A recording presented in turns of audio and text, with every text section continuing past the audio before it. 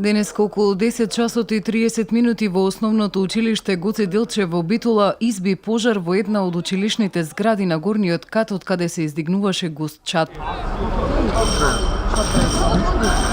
Децата беа на час. За брзо време пристигна противпожарен тим кој после интервенцијата на наставниците пристапија кон дополнителна евакуација на евентуално повредени и заглавени ученици во опожарените простории. Зградата почна да се тресе од земјотресот кој настана. Во паниката учениците излегоа во дворот. Има и повредени. Тука итната помош и тимот на Црвен крст кој помогнаа во справувањето на ситуацијата.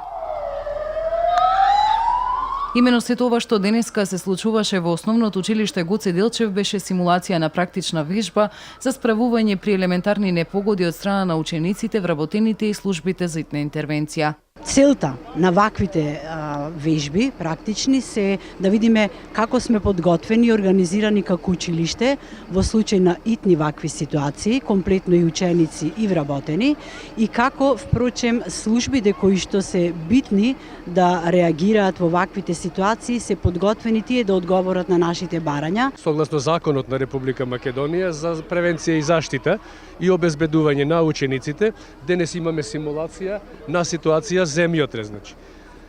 Видовте и самите, ние имаме не е ова кај нас прва вежба, значи имаме добро обучени тимови, исто така и ученици кои што се способни да се справат со секаква кризна состојба, од секакви елементарни непогоди. Денес мислам дека одлично ја изведовме вежбата. Од искуството со реални пожари, оцената е дека овие ученици добро се подготвени. Па општиот печаток при ова симулациона вежба која што се одржа овде во основното училиште Гоце Делчев е тоа дека раководниот кадар вложил напори и знаење да во дадена ситуација се справат со вакви ситуации. Секоја наредна ситуација ќе биде уште подобар, значи организацијата овој пат беше стварно добро. Се по најдобар ред, можам да се пофалам дека ова е една од подобрите, најголемите симулации кои некој сме ги правеле и очекувајте во извесен период уште поголеми симулации во општината Битола. Во наредниот период и останатите училишта ќе спроведуваат вакви симулации.